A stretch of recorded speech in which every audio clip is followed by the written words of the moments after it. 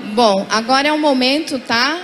Onde nós vamos iniciar as perguntas e respostas ao Dr. Murilo, tá? Um momento bem dinâmico. As pessoas ainda que não fizeram as perguntas poderão se direcionar aqui do lado, tá? Para estar fazendo a pergunta para a gente, dentro do possível, responder a todos, tá bom? Dr. Murilo, avaliando a Lei 13.431/2017 pela proteção integral, o artigo 12, parágrafo 1º, não deveria ser revogado? Há em diversas comarcas que este depoimento é prestado ao juiz sem conhecimento ou preparo técnico, tornando por diversas vezes agressiva a abordagem, bem como sendo levantadas como nulas pela defesa do agressor. Veja, está falando? Alô? Bom, na forma da lei, o depoimento perante o juiz, diretamente perante o juiz, é um direito da criança ou adolescente, certo? Então, se ela quiser, se a criança ou adolescente quiser, ela tem o direito de ser ouvida perante o juiz. E a gente pode até pensar, né, mas isso aí não vai acontecer. Não, eu já ouvi relatos, casos, em que a adolescente vítima não só queria falar perante o juiz, mas queria falar perante o acusado.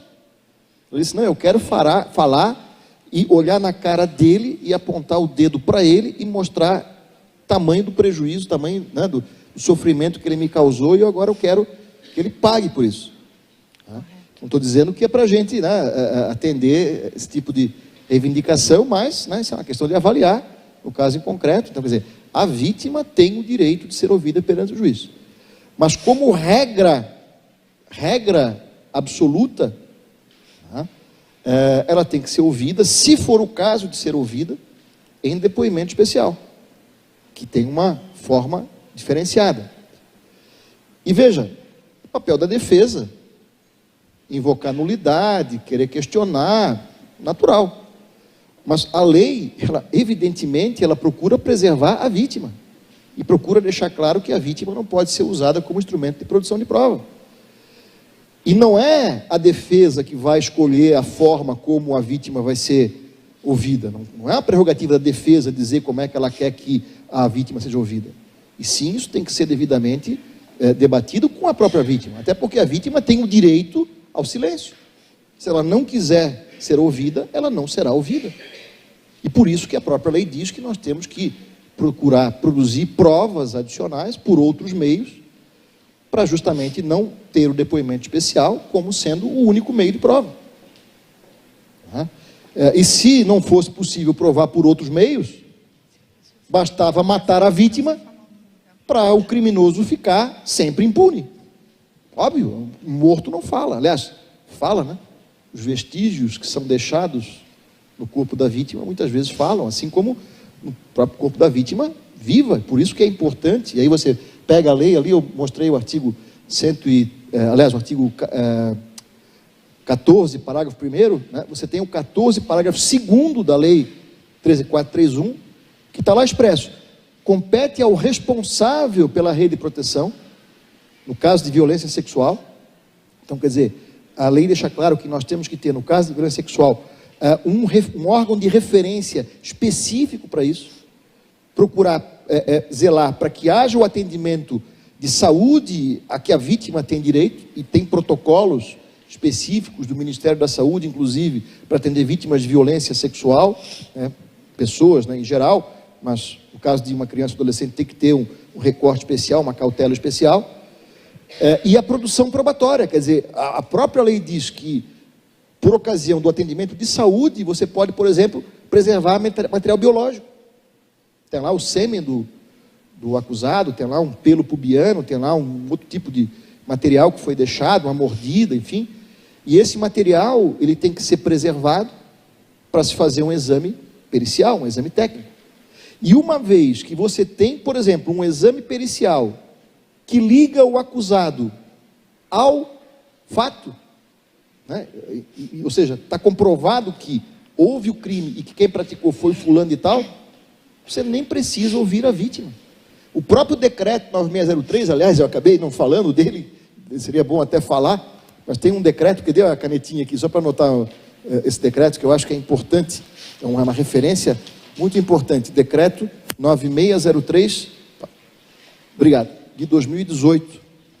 Esse decreto, ele é muito importante para nós que queremos implementar a rede, né?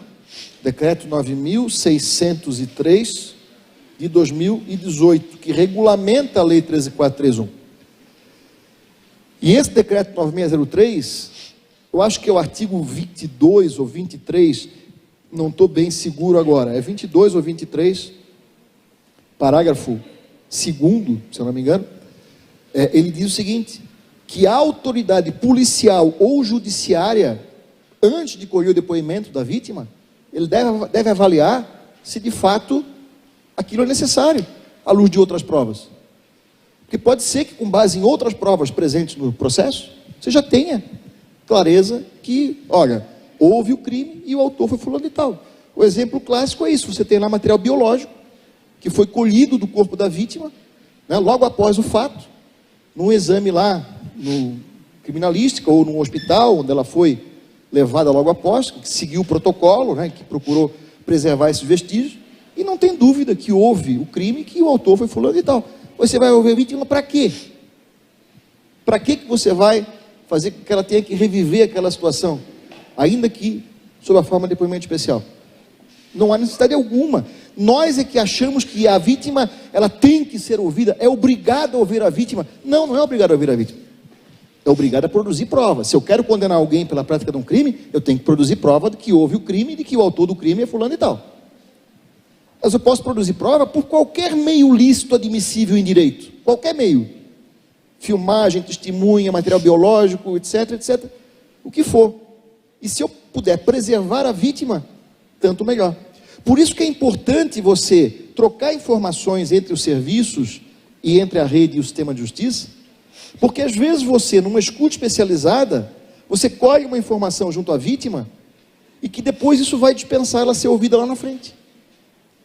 Não precisa, não é que quem vai fazer a escuta vai interrogar a vítima, não é isso. Escuta não é interrogatório, escuta não é, o objetivo da escuta não é produzir prova, mas a vítima eventualmente traz um relato perante aquela pessoa que a está ouvindo.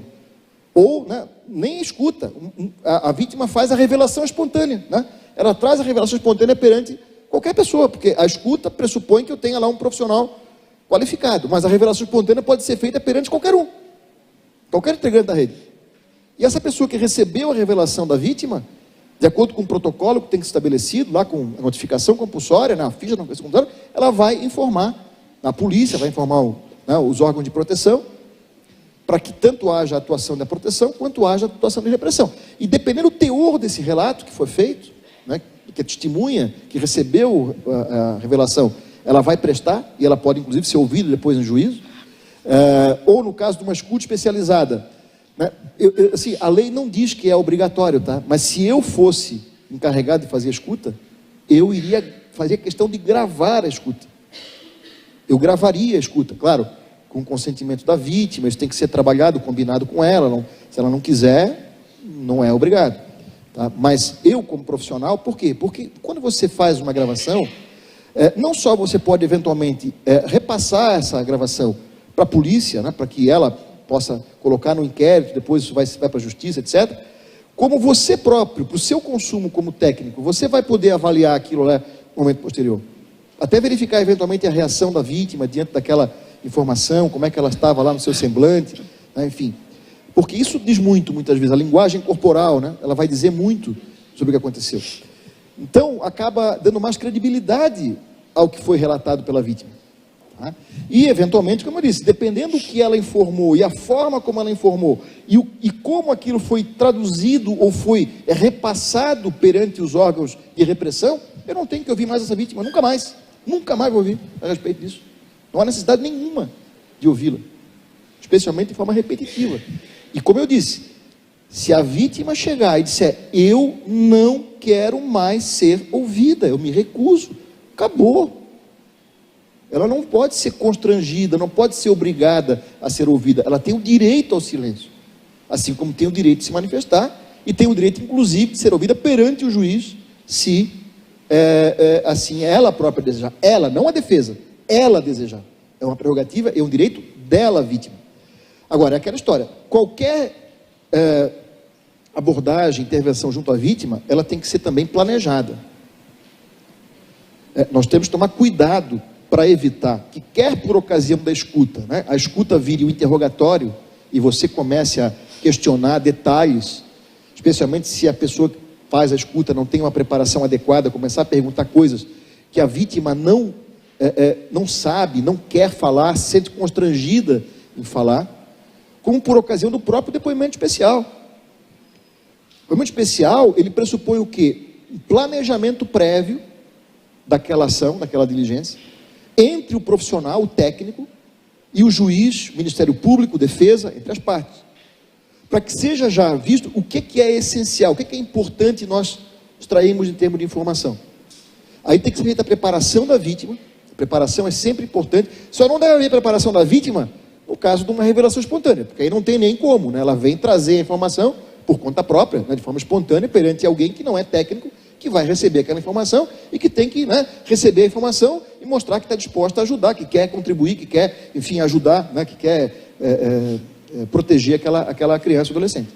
Mas quando é perante um técnico lá na escuta especializada, ou perante um técnico lá no depoimento especial, ou no caso de uma perícia psicológica, é uma terceira forma, né, prevista, que a lei prevê, o decreto prevê, para ouvir uma criança ou adolescente vítima ou testemunha, uma perícia psicológica que também pode ser utilizada como meio de prova, né, tem que ter a preparação. E a preparação vai englobar isso, né? Nós vamos tanto dizer para a vítima, olha, você não é obrigado a falar sobre coisa alguma que você não saiba, que você não lembre, que você não queira, né? Enfim, claro que não é só assim, é todo um trabalho de preparação que pode demorar um tempo maior ou menor. Eu costumo dizer, inclusive, nesse trabalho prévio de preparação, o técnico pode chegar à conclusão que não, a vítima não quer falar, ou ela não está em condições emocionais de falar. E aí o que vai fazer? Ela não vai falar, pelo menos não naquele momento. E nós não somos obrigados a respeitar o tempo da audiência, né, o tempo do juiz, é o tempo da vítima que importa. Mas supondo que está tudo ok, ela concordou, ela quer, ela está à disposição, ela vai falar. E aí, as perguntas eventualmente que devem ser formuladas, têm que ser combinadas com antecedência, né, entre as partes, né, o juiz e o técnico, para que o técnico, inclusive, avalie a pertinência delas. Porque você não vai perguntar detalhes que não têm relevância nenhuma para o processo. Eu atuo hoje na parte criminal, ainda essa semana peguei um caso em que você via lá, né, um relato de uma vítima prestado perante o juiz, antes da lei 13431, infelizmente os processos às vezes demoram para chegar no tribunal e demoram, né, para ser julgados, né, no recurso, mas estava lá um relato da vítima, em que tinha lá umas perguntas que você via, uma vítima de 12 anos de idade, em que tinha lá a comprovação já de que houve, né, o próprio acusado, né, ele reconhecia a prática, né, do ato sexual. Não tem que perguntar nada, não tem que só perguntar, houve, ponto, acabou. Se estava de shortinho, se insinuou para ele, se tinha experiência sexual anterior, se tinha isso é irrelevante. Isso é absolutamente irrelevante. E o próprio técnico, nessa hora, o técnico tem que dizer, essa pergunta eu não vou fazer, porque ela não é pertinente, ela causa constrangimento, ela causa sofrimento, ela não é relevante para que eu possa concluir que houve ou não houve o crime. E o técnico, nessa hora, a opinião dele prepondera em relação à opinião do juiz, do advogado, do promotor. O técnico não pode ser obrigado a formular uma pergunta que ele entende que não é devida, que causa constrangimento e sofrimento para a vítima. O técnico tem ampla liberdade de manifestação e atuação. E eu vi uma vez, infelizmente, uma gravação de um depoimento, né, especial, em que o técnico ponto no ouvido e o juiz insistindo para ele formular uma pergunta, e o técnico relutando porque ele entendia que não era pertinente. E no final, pressionado pelo juiz, ele acabou fazendo. Eu sou técnico nessa hora, com todo o respeito que o juiz merece, eu pediria para interromper a audiência, ia lá conversar com o juiz nos bastidores e dizer, essa pergunta eu não vou formular, por isso, justifica E se o advogado perguntar, justifica, junta no processo a justificativa técnica por que não vai formular essa pergunta e acabou. O técnico não pode ser obrigado a fazer isso ou aquilo que ele entende que não é devido, que ele entende que não deve ser feito. Tá? Então isso é importante também, eu acho importante frisar, porque dá a impressão que a gente tem que fazer o que esse ou aquele quer. Não, nós temos que fazer o que é certo. E por isso que se fala escuta especializada, depoimento especial, que tem que ter formação, os técnicos têm que ter formação específica para aquela função, para que eles possam, inclusive, questionar as posturas do sistema de justiça. Nossa, isso aqui não tem sentido, isso aqui não tem propósito, isso aqui constrange a vítima, isso aqui não vou fazer. E o técnico tem liberdade para isso, tá? Portanto, só frisar. Tá. E nos casos de abuso sexual ou violência, onde os agressores são os pais, sendo um agressor e o outro conveniente, como agir o Conselho Tutelar emergencialmente? Essa história do outro conivente, a gente sempre tem que, assim, vocês todos tomaram conhecimento, né? Pouco tempo atrás, houve aquele caso lá no Rio de Janeiro, em que uma família era mantida praticamente em cárcere privado, né? Por 17 anos por um sujeito lá. A mãe, né, e 2 filhos, que parece que tinham algum transtorno mental, eu não sei se isso foi causado pelo isolamento que eles se encontravam, pela condição em que eles se encontravam, mas enfim, eles estavam lá 17 anos naquela condição, 17 anos. Alguém acha que essa mãe foi conivente com essa situação? Será que a gente tem condição de julgar de antemão se houve ou não conivência? Quem somos nós, sem uma avaliação preliminar, criteriosa, para saber se houve ou não houve conivência? Nós temos situações das mais variadas, desde pessoas que têm transtorno mental, desde pessoas que têm ali uma dependência emocional, uma dependência financeira em relação ao autor daquele fato. Então, por isso a gente não pode tirar conclusões precipitadas se houve ou não houve conivência. E claro que nós temos que estar atentos, aliás, né? Se você pegar a lei, ela pressupõe, né? Esse artigo 19 da Lei 13.431, de novo, 19, Lei 13.431, ele tem outros incisos. Se você olhar o inciso 2 e o inciso 3 desse artigo 19 da Lei 13.431, diz claramente que, fala aqui, repito, da assistência social, mas vamos colocar, dos órgãos técnicos em geral, órgãos técnicos, não é o Conselho Tutelar, os órgãos técnicos que prestam atendimento àquela criança, adolescente, família, eles têm que estar atentos assim, a situações de intimidação, de ameaça, em razão daquela violência, né? de alguma dependência econômica, afetiva, ou seja, alguma situação que vai ao longo do atendimento, porque não é só com a escuta, né? Ou não é só com o plano individual, uma vez elaborado, que a gente, dali para frente, não vai avaliar. A avaliação ela tem que ser contínua, das intercorrências que podem acontecer. E é muito comum, né, e me corrija se eu estiver errado, aliás, eu já vi isso várias vezes, em que depois de que vem uma denúncia, de que vem ali, né, aquela comoção inicial, né, em que se descobre que houve a prática daquele crime por aquela pessoa que às vezes é um parente, né, ou às vezes tem uma relação próxima, às vezes tem uma influência política, uma influência religiosa, uma influência, né, policial, enfim, tem né, influências diversas ali. Depois daquela comoção inicial, começam a questionar, né, a atitude da vítima. Ela começa a ser culpabilizada, né, pelo que aconteceu. Até porque às vezes vem a dependência econômica. Às vezes vem lá a família passa fome quando, né, o sujeito ele é preso eventualmente ou é afastado do convívio familiar. E aí não se fixa os alimentos, a lei prevê que tem que se fixar alimentos, né? Mas às vezes não é fixado os alimentos, ou ele não paga os alimentos, ou ele é preso e aí não tem, né, o recurso. E a partir de um certo momento, eles começam a querer dizer o que foi dito, e começam a fazer uma influência junto à vítima, para que ela se retrate, para que ela diga que não aconteceu. Isso é comum também. Então por isso é importante os órgãos técnicos estar atentos, né? Não tirar conclusões precipitadas, jamais.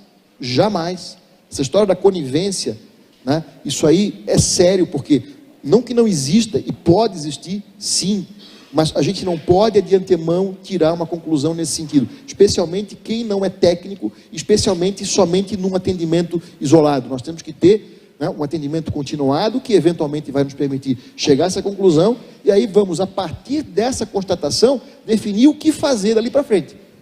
E aí nós temos, como falei, discutir entre nós, chamar essa pessoa que é conivente, conversar com ela, para abrir os olhos, porque é aquela história, às vezes a pessoa está iludida, ou ela tem uma dependência mesmo afetiva ou econômica, e nós temos que mostrar para ela a verdade, mostrar para ela o que é. E evidentemente que se detectou a situação em que você chegou à conclusão, né? E aí a própria lei diz isso claramente, né? O 19, mais uma vez, supondo, chegamos à conclusão que é necessário, aí sim, afastar a criança ou adolescente da família, é o inciso 4º do artigo 19. Que não é uma coisa que é automática. Ah, houve a violência, logo tem que afastar. Não, houve a violência, o plano A é manter na família. Se alguém tiver que ser afastado, esse alguém é o agressor, é o vitimizador. Esse é o plano A. Mas pode ser que você chegue à necessidade de afastamento. Aí tem lá, dá para projetar ali, companheiro, consegue projetar de novo lá o material que eu tinha ainda há pouco ali, que você consegue? Não sei se consegue novamente. Mas, se você olhar esse artigo 19, inciso 4º da Lei 13.431, vocês vão ver que caso os órgãos técnicos, ao longo do atendimento, concluam que lá você tem a falta de responsável legal, com capacidade protetiva em razão da violência, esse é o termo que a lei usa, né? Falta de responsável legal com capacidade protetiva em razão da situação de violência, tem que haver a comunicação a quem? Ao Conselho Tutelar? O que é que prevê a lei?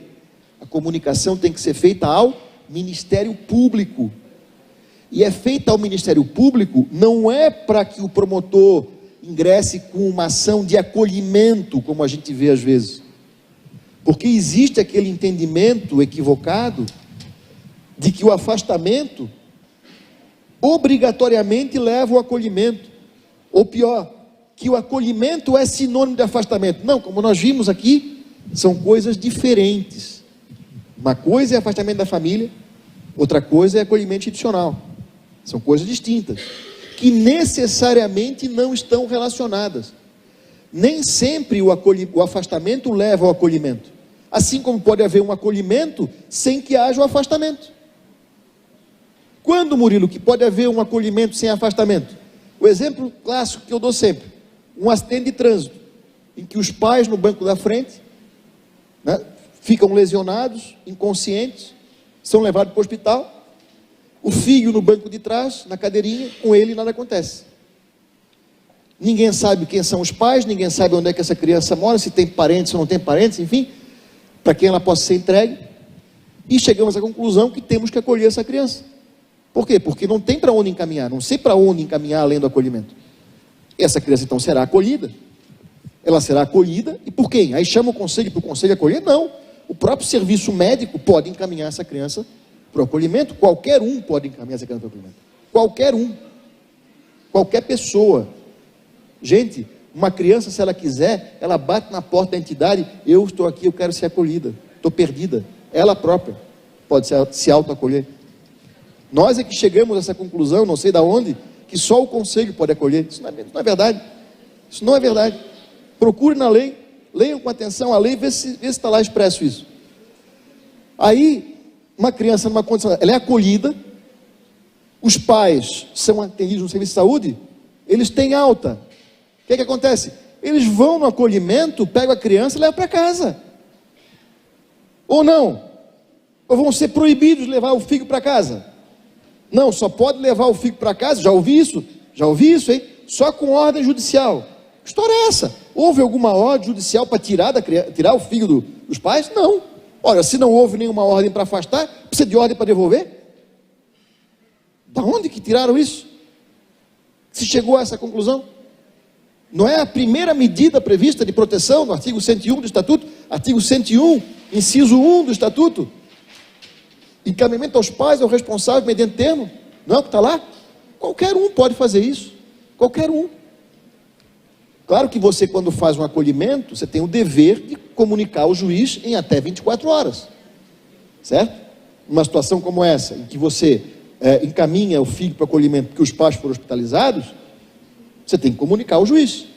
Mas os pais tiveram alta, não há justa causa para eu não devolver os filhos, eles passam no acolhimento, pode ser daqui a 5 dias, eles levam para casa e comunicam ao juiz que os filhos foram devolvidos para os pais. Lógico. Ah, não, eles vão ficar acolhidos até que o juiz autorize. Autorize para quê? Por que tem que autorizar a devolver para os pais? Que história é essa? Repito, onde que está escrito isso? Então, se de um lado eu posso acolher sem afastar, porque nesse caso não há afastamento, de outro eu posso afastar sem acolher. E a própria lei, se você pegar a lei, até tem um fluxo aqui, ó.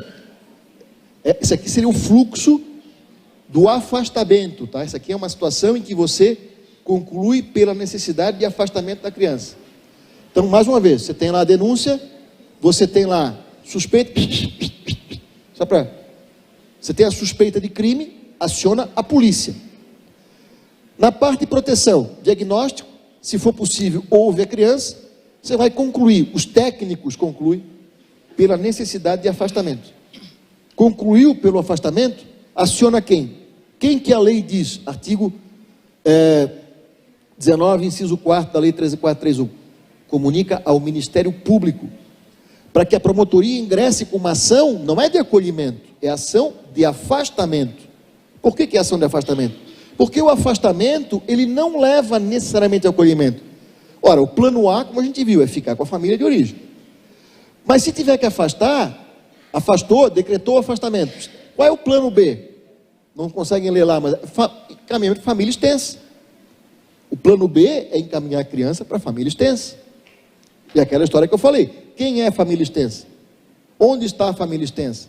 Quem que vai indicar a família extensa? A própria criança pode indicar alguém da sua confiança, das suas relações de afinidade, de afetividade, ou os pais, né? Os próprios pais podem fazer isso, né? Podem indicar essa pessoa. Ah, não tem família extensa. Plano C, família substituta. A lei diz isso, tá? Se vocês lerem o artigo 19, inciso 4 da lei 13.431, está lá. Encaminhar a família extensa para família substituta, e aí entra aqui, né, a questão da guarda subsidiada, que é importante que os municípios tenham programa de guarda subsidiada. Não é acolhimento familiar, é uma outra coisa, porque o acolhimento familiar pressupõe o quê?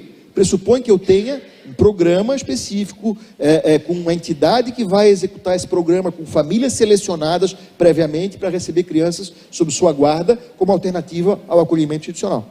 Mas a família substituta e a guarda subsidiada pode ser qualquer um. Quer dizer, qualquer um que tenha relação de afinidade com a criança, relação de afeto com a criança, proximidade com a família de origem, que se propõe a receber aquela criança, que não tem uma preparação prévia como a família acolhedora, que não foi previamente selecionado e cadastrado, mas é alguém que a família confia. Só que essa pessoa que se propõe a receber, ela tem que ter um subsídio, porque ela não consegue manter essa criança, e às vezes não é uma, são duas, são 5, são mais crianças, se não tiver um apoio do Estado, se não tiver uma cesta básica, né, um tipo de incentivo, né, uma renda complementar para que ela possa alimentar aquelas crianças que passaram a viver com ela. E é importante que ela receba um suporte técnico para poder, especialmente naquela fase inicial da adaptação, ela possa também, né, saber se reorganizar, né, reorganizar a sua vida para cuidar bem daquelas crianças. Porque não adianta você entregar a criança para alguém que não dá suporte. E também você tem que dar suporte para quem você vai entregar, e você tem que dar suporte para a família de origem, porque a lógica é, amanhã ou depois, devolver para a família de origem. E aí, se olharem esse desenho, né, esse desenho que eu fiz aqui, é aquela história, olha a quantidade de alternativas que nós temos que estar atentos a oferecer. Né? Mas enfim, então o plano A, ficar com a família de origem, o plano B, família extensa, plano C, família substituta, o plano D, acolhimento familiar, e é importante que os municípios tenham programas de acolhimento familiar como alternativa ao institucional. E o que a lei diz? Ou na sua falta, quer dizer, quando faltar todo o resto, quando não tiver uma outra alternativa, o acolhimento institucional. Ou seja, é o plano Z. Quer dizer, é a exceção dentro da exceção. A exceção já é o afastamento da família. E dentro da exceção é o acolhimento institucional. Então, quer dizer, uma coisa não leva necessariamente a outra. Eles não estão relacionados obrigatoriamente. E cada alternativa, a pertinência, o cabimento, deve ser avaliada individualmente a partir desse diagnóstico prévio, que deve sempre que possível incluir a escuta da criança, para que ela possa dizer o que é que ela quer, e para que ela possa eventualmente objetar: não, eu não quero nem ser encaminhada para essa pessoa, porque às vezes você vai, vamos procurar a família extensa, aí todo mundo sai procurando, Brasil afora, aí encontra um tio lá longe, com quem a criança não tem contato, pior, que a criança rejeita, porque teve já algum tipo de experiência negativa com ele, ela não quer isso. Você vai colocar essa criança aos cuidados desse tio, contra a sua vontade? Será que pode isso? Pode isso, Ronaldo? Não pode. Assim como você não vai acolher na instituição, se não puder. Mas eu não posso deixar com os pais, o que é que eu faço? Eu não sei. Nós vamos ter que discutir entre nós, discutir e debater com a criança, eventualmente convencê-la do contrário. O que eu não posso é criar uma situação em que a criança, ao invés de se sentir protegida, se sinta prejudicada, se sinta presa numa entidade ou numa família, porque isso tem tudo para dar errado. De vez em quando a gente vê aquelas notícias, né? A adolescente quebrou tudo na entidade. Nunca aconteceu por aqui, né? Por que ela quebrou tudo na entidade? Porque ela está mostrando que ela não quer ficar lá. Ela está criando uma situação para ela ser mandada embora. Mas aquela história, por que ela está quebrando tudo? A gente tem que avaliar isso, porque pode também ser uma outra coisa. A adolescente fugiu da entidade, entre aspas, né? Ou foi embora. Por que ela foi embora? Em vez de querer mandar o conselho que está ali atrás, como a gente vê, procurar onde? E aí, quando localizar, trazer de volta no laço a força, eu tenho que perguntar: por que ela foi embora? O que aconteceu? Que ela estava tão descontente em permanecer lá, que ela chegou a tomar a iniciativa que muitos não têm coragem de fazer, de ir embora. Será que faz sentido eu simplesmente trazê-la de volta para aquele ambiente de onde ela foi embora e obrigá-la a ficar contra a sua vontade, sem procurar saber o que está acontecendo e por quê? Será que é assim que se faz? Ou não tem um outro jeito de agir? Então, por isso tem que ter protocolo, até para isso. A criança foi embora da entidade, como é que eu vou agir? Enfim, desculpe. A partir da fala de uma criança que o pai ou o padrasto praticou abuso sexual, na prática, como seria o afastamento do agressor pelo Conselho Tutelar com base nessa nova atribuição do Henri Borel? O Conselho não afasta ninguém. O Conselho não afasta ninguém. Ele pode representar, né, pelo afastamento. Inclusive, a lei Henri Borel, com o devido respeito, eu entendo que nesse aspecto, ela tem ali alguns pontos que são inconstitucionais. A meu ver, somente quem pode afastar o agressor, assim como somente quem pode afastar a criança, é a autoridade judiciária, só o juiz. Do jeito que a lei constou, fez constar na lei, o delegado pode afastar, e o policial, na falta do delegado, pode afastar. O policial, que policial? O policial lá, o cabo Anselmo lá pode afastar. Pense bem, o problema não é nem afastar, é como que afasta. Afasta sim, porque alguém achou que tinha que afastar, o próprio Conselho Tutelar, que é um órgão leigo, vai representar perante o policial, para que o policial afaste o agressor. De que jeito? Como é que ele vai fazer isso? E não só, né? Assim, do nada, sem nenhum processo, sem nada. Porque o que é que prevê a lei? O delegado pode afastar, o policial pode afastar, depois comunica ao juiz que o juiz vai homologar o afastamento.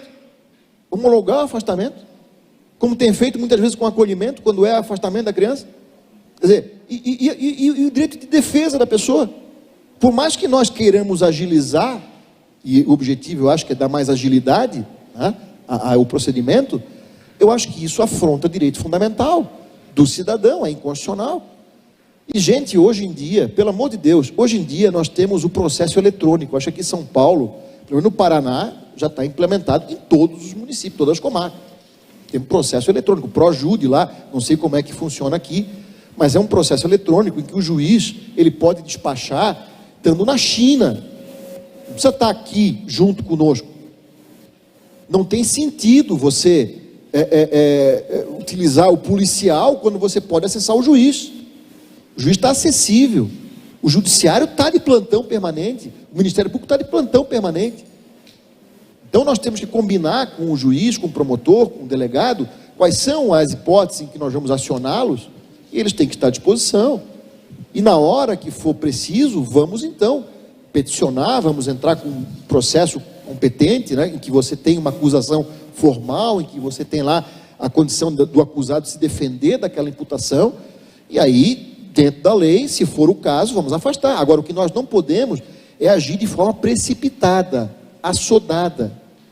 Se a coisa é tão grave assim, aquela história é tão grave a situação, então tem que prender o sujeito, em vez de afastar.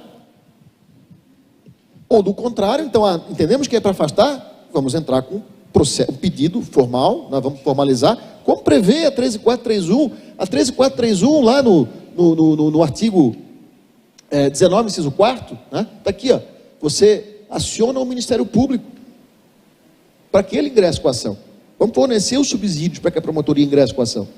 E aí, isso pode ser virtualmente, o promotor também vai peticionar virtualmente, o juiz vai decretar ou não o afastamento virtualmente. E aí, cumpra-se aquilo que foi determinado. Mas aquela história, quando você promove o afastamento, você tem que ter preocupação com os alimentos, e uma preocupação também com a visitação, a visita. Nós entendemos que não é conveniente a visita, que não é pertinente a visita. Então isso tem que ser devidamente justificado. Entende que não é caso de visitação? Então, decreta a proibição das visitas. Mas se não há essa proibição expressa, é um direito da criança, desde que ela queira receber a visita ou visitar os pais ou responsáveis. E não só os pais, outras pessoas das suas relações. E é importante a gente verificar, porque às vezes a gente se preocupa em privar a criança do contato com os pais, mas ela tem contato próximo, e talvez até mais próximo, com outras pessoas, de que ela acaba sendo privada também do contato, sem necessidade.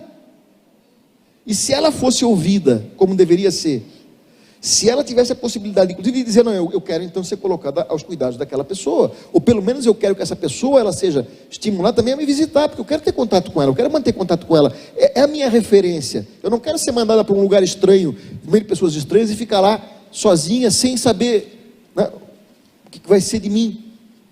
É importante a gente avaliar essas angústias da criança e adolescente, né? Mas enfim, só voltando, portanto, numa situação como essa, eu primaria pela legalidade. Se tivesse que representar, eu representaria ao Ministério Público, como prevê a lei, né, para que a promotoria, então, tendo subsídios, porque a gente tem que fornecer à promotoria subsídios. Quer dizer, por que eu entendo que chegou que é necessário afastar o agressor? Por que eu entendo? Só porque o pai bateu no filho? Só entre aspas, né? Claro que ninguém tem que estar aqui banalizando isso. Mas o fato de o pai bater no filho não quer dizer que automaticamente eu tenho que afastar o pai ou o filho. Não quer dizer nada disso. Não quer dizer isso. Quer dizer que eu tenho que investigar aquele fato, eu tenho que punir o pai pela agressão que ele praticou, eu tenho que verificar o que é o melhor e da forma menos invasiva possível, intervenção mínima. Só vou afastar o pai ou o filho se houver uma real justificativa. E se houver justificativa, eu tenho que representar o Ministério Público, fornecer informações para que a promotoria se convença, primeiramente, de que é necessário o afastamento e que ele tenha subsídios para poder peticionar em juízo, instaurar o devido processo legal, para que o juiz se convença, porque o juiz tem que se convencer, e ele tem que ter pelo menos o que a gente chama fumus boniuris, periculum in mora, subsídios para que ele possa decretar o afastamento. Isso tem que ser, nós temos que ter responsabilidade. A pretexto de proteger a vítima, nem eu posso penalizar a vítima, e nem eu posso penalizar gratuitamente inocentes. Eu tenho que ter responsabilidade do que eu estou fazendo. Não pode ser feito de qualquer jeito. O que eu disse, nós temos que agir com rapidez, sim, mas sem precipitação, sem assodamento. Nós temos que agir com responsabilidade e seguindo a lei e, acima de tudo, a Constituição Federal. Tá?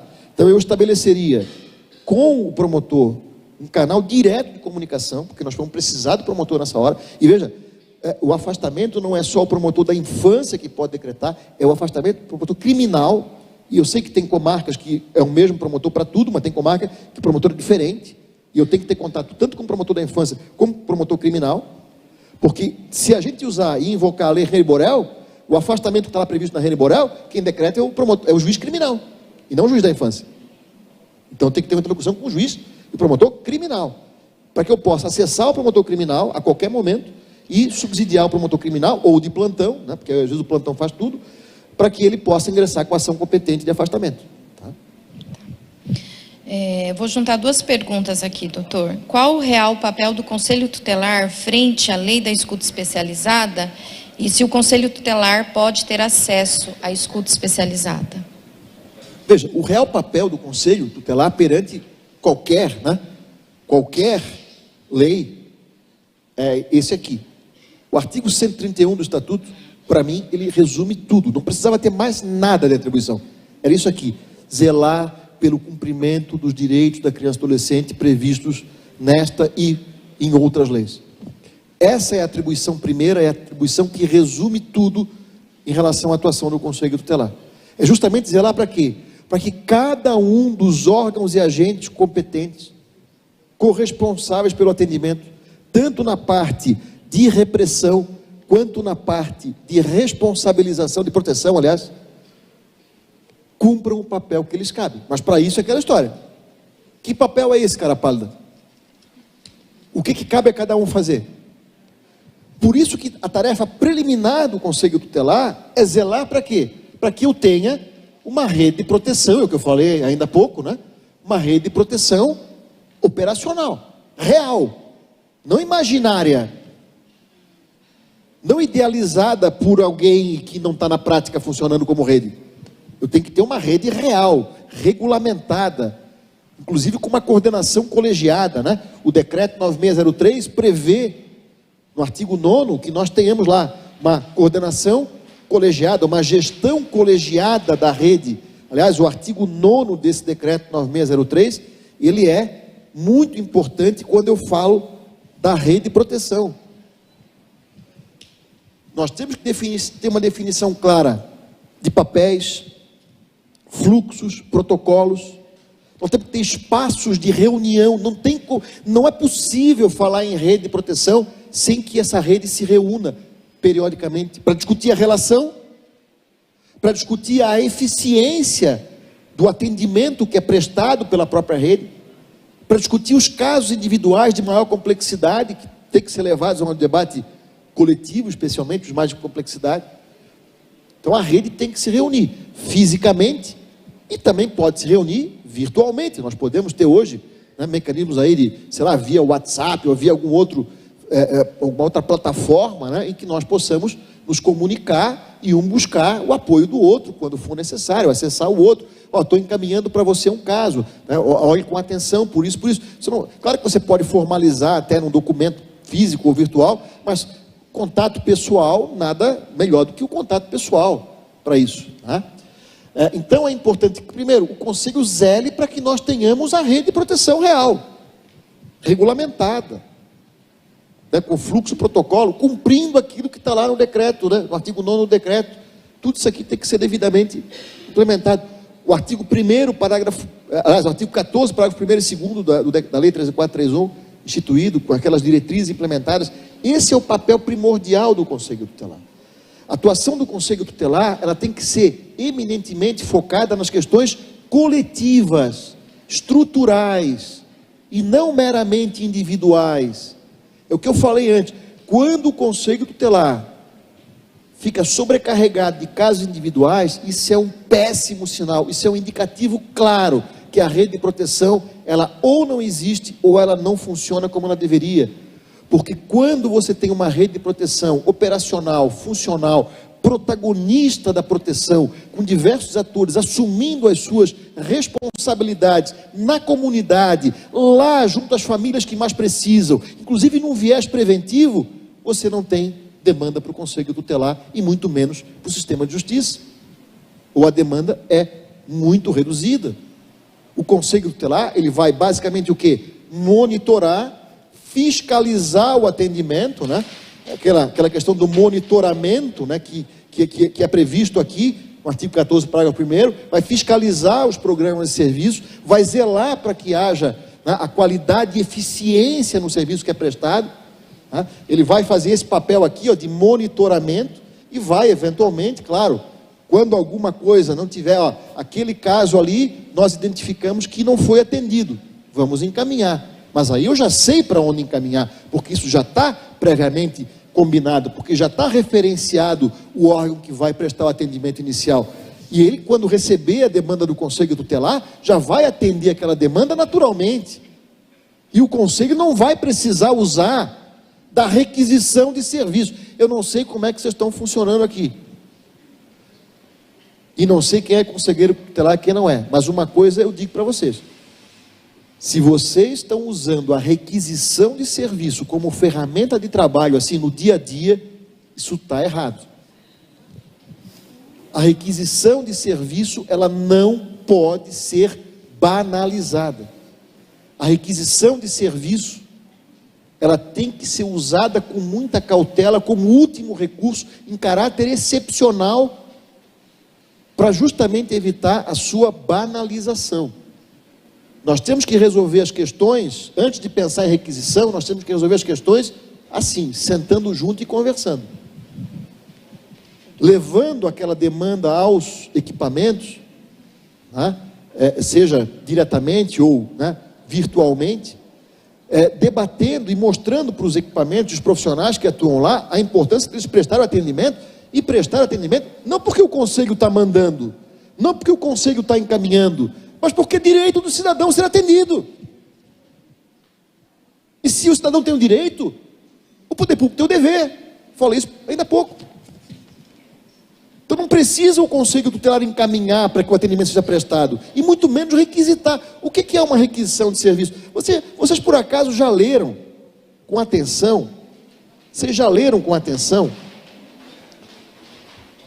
Sugiro que leiam, porque a gente às vezes lê e não entende o alcance, não interpreta. Artigo 136, inciso 3º, letra A, que é justamente o quê? A requisição de serviço. Mas o artigo 136, inciso 3º, que diz lá? Que o Conselho Tutelar, ele poderá, né, ou promoverá diretamente a execução das suas decisões. Quer dizer, ele toma a decisão, né, naquilo que eu não gosto, né, de dizer, mas ele vai lá, aplica a medida. Se vocês olharem os meus textos, né, no Instagram e tal, eu sempre coloco medida entre aspas. Por que eu coloco entre aspas? Porque eu tenho pavor de falar de medida. Eu acho horrível quando você tem que trabalhar na base da medida. A medida deveria ser uma exceção, ela não é necessária. Inclusive, se olhar aqui, ó, ela é facultativa, eu não tenho que condicionar o atendimento à aplicação da medida A, B ou C. Mas o Conselho, eventualmente, ele vai atuar naquele caso, ele vai aplicar a medida, e ele vai fazer um encaminhamento. Ele vai encaminhar para onde? Para o órgão referenciado, que tem incumbência de prestar o atendimento. Vamos partir do princípio que já houve esse combinado anteriormente, já houve a definição clara do papel, nós já temos clareza que aquela situação, ela tem que ser atendida por aquele equipamento, a porta de entrada desse equipamento é essa, ou é aquela, isso já foi definido, o equipamento já sabe disso, o profissional de referência que está lá dentro já sabe disso, e o Conselho vai encaminhar, para que requisitar? Então, ele vai tomar a decisão, ele vai aplicar a medida. Agora, supondo, chegou no equipamento, bateu na trave, não atendeu. Primeira coisa, por que não atendeu? Referência contra referência. Quer dizer, eu encaminhei, aquilo estava combinado que você ia atender. Se você não atendeu, por que não atendeu? Eu quero saber, eu preciso saber. Pode ser até que não seja demanda sua, mas eu preciso saber por que não atendeu. Veio a resposta, ou não veio, mas supondo que veio e o Conselho não concorda. Vai argumentar, vai tentar resolver, vai eventualmente colocar em discussão, ainda assim, negativa total, recusa total, e não apontou um outro caminho, porque às vezes você recusou atender aqui, mas o caso é desse, você encaminha de um para o outro, beleza, quem recebeu um atendimento, quem recebeu uma demanda de forma equivocada, não é aqui, nós já combinamos que é ali, você encaminha direto, não precisa mandar de volta para o Conselho, você encaminha direto para quem é o órgão competente, e comunica ao Conselho, Quer dizer, encaminha para o órgão correto e comunica quem acionou da velocidade devolutiva, mas dizendo, olha, eu já encaminhei para o órgão competente, porque o órgão competente é tal, por isso, beleza. Mas supondo que não atendeu, ninguém quer atender. E o conselho entende que é devido ao atendimento. Aí, né, para poder fazer valer a sua decisão, ele tem a prerrogativa. Isso aqui não é atribuição. Embora esteja nas atribuições, isso aqui é uma prerrogativa funcional. Isso aqui é uma ordem. A requisição de serviço tem o sentido, tem a natureza jurídica de ordem de autoridade. E o conselho tutelar, ele é por lei equiparado à figura do juiz.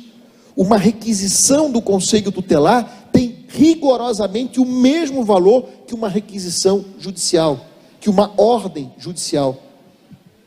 Nós é que não valorizamos, por quê? Porque às vezes nós banalizamos. E se houver o descumprimento dessa requisição do conselho tutelar, em tese vai restar caracterizada uma infração administrativa do artigo 249 do Estatuto, que é justamente o quê? Descumprir dolosa ou culposamente dever inerente ao poder familiar, bem assim, determinação da autoridade judiciária ou do conselho tutelar. É rigorosamente a mesma infração administrativa. Descumprir uma ordem judicial ou descumprir uma ordem do conselho tutelar, podendo caracterizar até eventualmente crime de desobediência, né? Evidentemente, mas aqui a lei fala especificamente da infração administrativa. E o próprio conselho tutelar, aliás, o conselho tutelar, ele tem a prerrogativa dele, conselho, artigo 194 do Estatuto, ingressar com um procedimento judicial, representar o juiz, para que o juiz então instaure um procedimento lá, judicial, para apuração daquela infração administrativa. Só que um detalhe: a requisição de serviço, quando ela tiver que ser feita, ela tem que ser endereçada não ao equipamento. E aí que nós erramos mais gravemente ainda, né?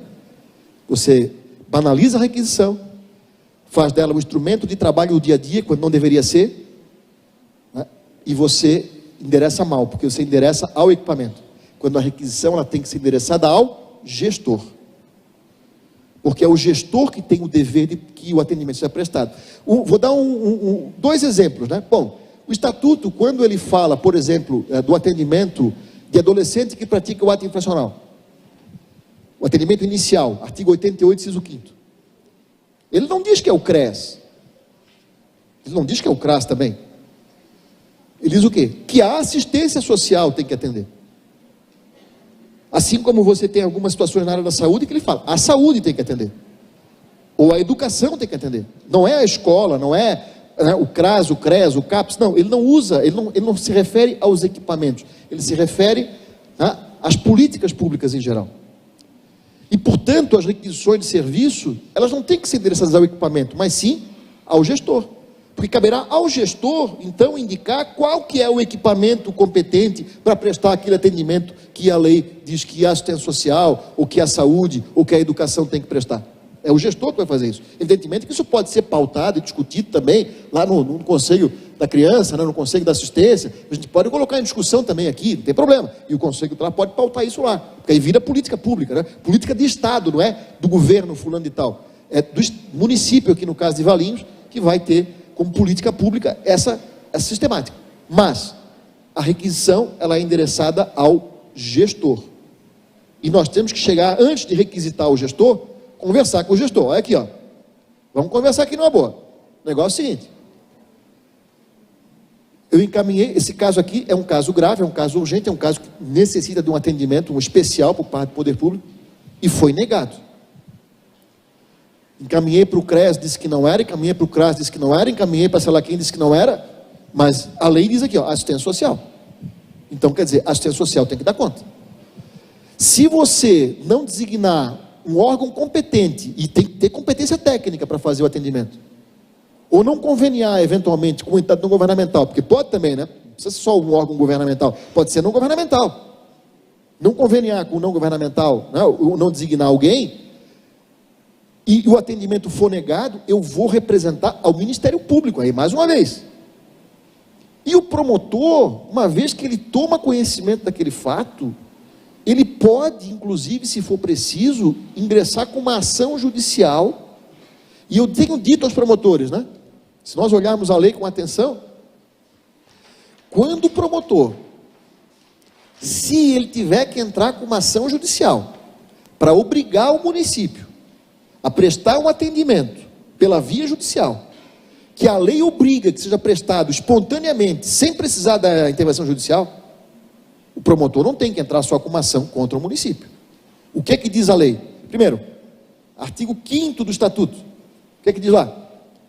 Nenhuma criança ou adolescente será objeto de qualquer violência, negligência, crueldade ou opressão, punido na forma da lei, qualquer atentado por ação ou omissão aos seus direitos fundamentais.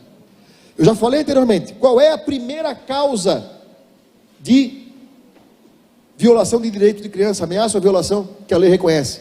Por ação ou omissão da sociedade ou do Estado. E aí, o que prevê o Estatuto? Quando abre o capítulo da proteção judicial aos interesses individuais, coletivos e difusos à criança e adolescente, artigo 208 do Estatuto, o que está lá escrito? Rege-se pelas disposições dessa lei as ações de responsabilidade por ofensa aos direitos assegurados à criança e adolescente, decorrente do não oferecimento ou da oferta irregular de uma série de programas, serviços, ações políticas. E essa relação é uma relação exemplificativa, não precisava nem estar escrito aqui, mas vejam, a lei 13.431, a lei da escuta, fez questão de inserir um inciso 11 ao artigo 208, dizendo claro que quando você não tem políticas e programas e serviços, né, de atendimento à criança, de vítima ou testemunha de violência, isso pode levar à responsabilidade de quem? A responsabilidade do agente a que se atribui a ação ou omissão lesiva. E eu tenho dito aos promotores, esgotem os meios também de solução da questão na via extrajudicial. Não é já de cara entrar com uma ação. Mas se você tiver que chegar ao extremo de ingressar com uma ação para, repito, obrigar o município a cumprir pela via judicial aquilo que ele tem o dever legal e constitucional de fazer de forma espontânea e prioritária, com prioridade absoluta, como prevê a lei e a Constituição, você não pode entrar com uma ação só contra o ente, contra o município. Você tem que entrar também com uma ação contra o agente, ou seja, o prefeito, o gestor lá, o secretário da assistência, da saúde, da educação. Repito, não é para sair processando ninguém, é o último recurso, mas tem que ficar claro que não pode ficar barato para o mau gestor, porque a própria lei diz, punido na forma da lei. Ação de responsabilidade civil e administrativa, por dano social, dano coletivo, dano moral coletivo, dano social, enfim, não pode ficar barato, tá? Então assim, a requisição, repito, ela é excepcional, e a gente vai ter que, talvez, mudar um pouquinho a forma como nós utilizamos. Inclusive, antes disso, tem que conversar com a rede, para dizer, ó, ninguém está aqui de brincadeira, a gente quer o melhor. Quando eu encaminho um caso para vocês, é porque eu entendo que é devido o atendimento. Se não é devido, se vocês entendem que não é devido, me dê a devolutiva, me expliquem por quê. E nós temos que aprender a dialogar cada vez mais. Como eu falei, trabalho em rede pressupõe diálogo, pressupõe que nós, de vez em quando, sentemos juntos e conversamos, e discutamos a relação entre nós, para que a gente possa ter um entendimento mínimo a respeito de questões mínimas, e aquilo que é o corriqueiro, que acontece no dia a dia, nós temos que ter resposta para isso, nós temos que ter já os fluxos desenhados, né, os protocolos definidos, nós temos que ter já, né, as portas de entrada estabelecidas, os órgãos de referência já devidamente identificados e referenciados oficialmente. Não é na minha cabeça, isso é oficial, porque amanhã muda a gestão, muda o conselho, muda o promotor, muda o juiz, muda o delegado, mas a política fica. A ideia é justamente que você tenha uma política pública estável, uma política pública de Estado e não de governo, que mudou o prefeito, desmonta tudo, começa do zero. Não, a política, por isso que é elaborada pelo CMDCA, para que haja estabilidade. Por isso que se fala em plano decenal e não um plano de governo, porque o governo tem 4 anos, né? estamos falando de um plano para 10 anos. 10 anos são 2 mandatos e meio de prefeito. A ideia é essa. E o Conselho Tutelar tem como atribuição primeira, básica, zelar para que eu tenha o quê? A política. Aliás, a falta da política, a falta de clareza quanto a papéis, fluxos, protocolos, é a fonte de todos os males que vocês enfrentam no dia a dia. E é causa de violação de direito. Se cada vez que surge um problema tiver que ficar arrancando os cabelos para saber o que eu vou fazer, saber para onde eu vou encaminhar. E quando eu encaminho, é quase que você pedindo favor, por favor, atenda. Não, não é favor. Ninguém quer favor de ninguém. Nós queremos que se cumpra a lei e a Constituição Federal. Simples assim. E que cada um assuma o papel que lhe cabe dentro do sistema. É isso que nós queremos fundamentalmente. Tá? E que o Conselho tem que zelar. Esse é o papel primordial. Não é ficar aplicando medida e fazendo encaminhamentos. Quem reduz o Conselho a isso? Ou pior, quem reduz o Conselho, como a gente tem visto, a um serviço de transporte de criança e adolescente, meu Deus do céu, isso é, desculpa a expressão, isso é ridículo. Chega à beira do ridículo, porque não é para isso que se criou o Conselho. Tá? Nós criamos o Conselho não para fazer mais do mesmo, como eu disse, administrar um prejuízo, improvisar o atendimento, mas sim para ser o quê? Um agente de transformação, para que a gente possa evoluir, para que a gente possa avançar em termos de conquista para a infância e juventude. Para isso o Conselho existe. Tá? Conselho Tutelar e Evasão Escolar. Qual o papel das escolas nos casos de faltas reiteradas ou evasão escolar? Mais uma vez, nós não podemos pensar em ação alguma, quer por parte do Conselho Tutelar ou por parte de quem quer que seja, fora do contexto de uma política pública. Por quê? Porque se nós não tivermos clareza sobre o que está acontecendo, por que está acontecendo, qual é o volume de casos que nós estamos falando, e o que nós temos como alternativas para utilizar diante das situações que têm também causas das mais variadas, não adianta chamar o Conselho Tutelar. É chamar quem quer que seja. Então é assim, é fundamental que antes de pensar em acionar o Conselho, e o Conselho tem que cobrar isso, eu definir uma política pública para a efetivação do direito à educação, para enfrentamento à evasão escolar, com ações de prevenção. Aliás, o que está causando a evasão? Especialmente nesse pós, entre aspas, né, porque eu sei que a pandemia não acabou, mas nesse pós-pandemia, né, o que está causando? Quais são as causas que estão levando o que levaram à evasão? Quem que está realmente preocupado com isso? Quem que está se engajando para trazer de volta as crianças para a escola? Como é que está sendo feito isso? É só o Conselho Tutelar? É só a escola? Né? E como é que a escola faz isso? Esses dias eu participei de um evento, também que foi trazer essa questão, aí diz ela, a escola faz a busca ativa, depois encaminha para o Conselho. Aí define a busca ativa. Lembra que eu falei que a gente tem que definir um monte de termos, nós temos que definir entre nós, nós temos que combinar, porque eu posso pensar uma coisa, defina a busca ativa. Aí sabe o que era a busca ativa? Um telefonema. Se alguém acha que dá um telefonema não localizou os pais, né? E se isso é busca ativa, eu acho que tem que repensar, né, reformular os seus conceitos urgentemente, porque isso não é busca ativa, isso é um telefonema. A busca ativa pressupõe o quê? Uma ação efetiva, um deslocamento físico de alguém até o local onde a criança supostamente mora, para que eu possa me inteirar da situação, certo?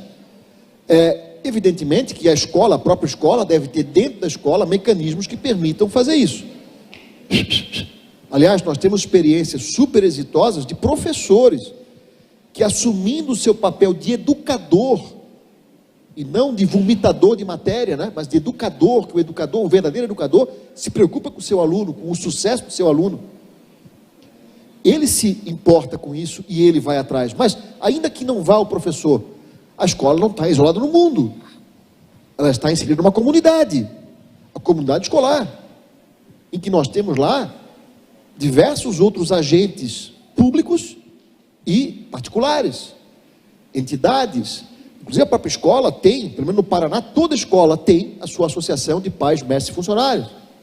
Ou tem naquela comunidade onde atua uma associação, um centro comunitário, uma associação de moradores.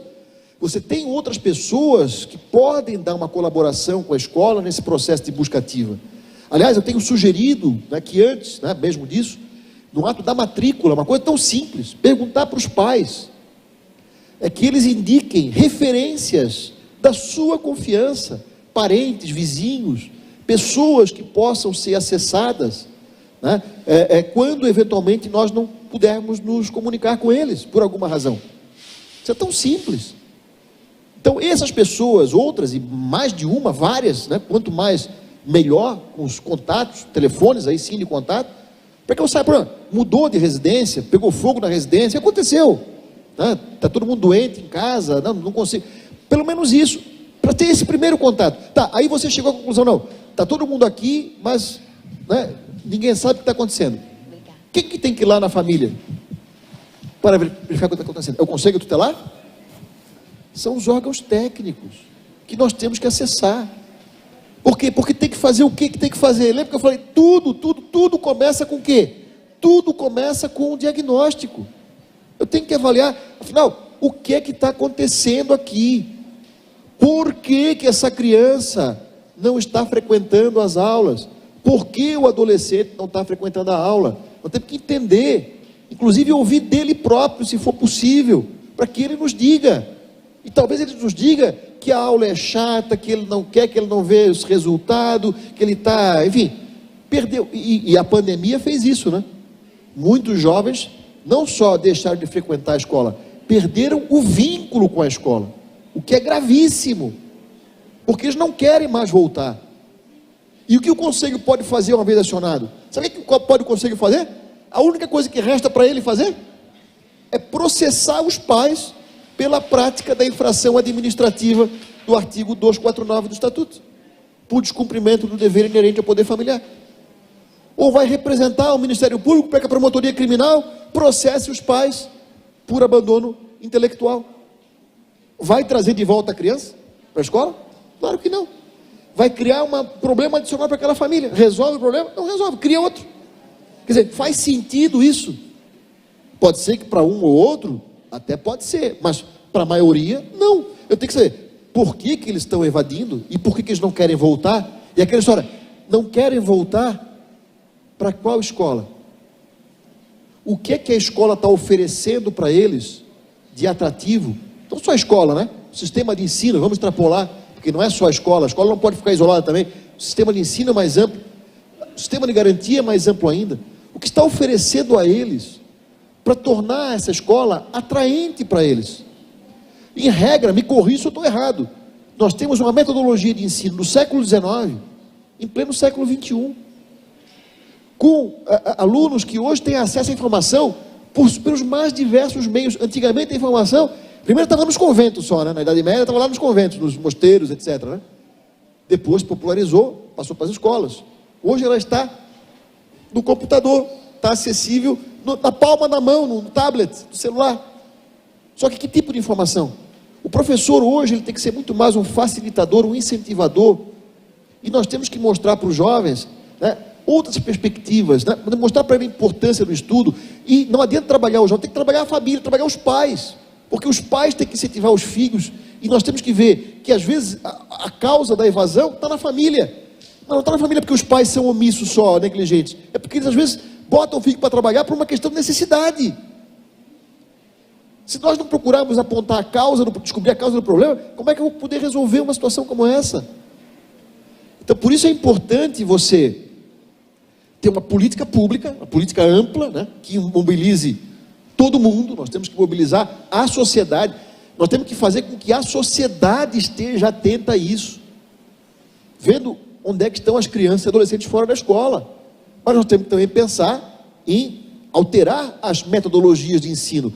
Quem diz isso não sou eu, quem diz isso é a LDB, Lei 9394 de 1996, já dizia isso, que os sistemas de ensino devem adequar a metodologia de ensino às expectativas do alunado. Não é eu querer fazer com que aquele aluno se adeque àquela metodologia ultrapassada, eu tenho que fazer alguma coisa diferente, que o atraia, eu tenho que vincular a educação, como a lei prevê, a profissionalização, no caso de jovem com mais de 14 anos, ao esporte, à cultura, ao lazer, fazer com que a escola se torne um espaço agradável de convívio social.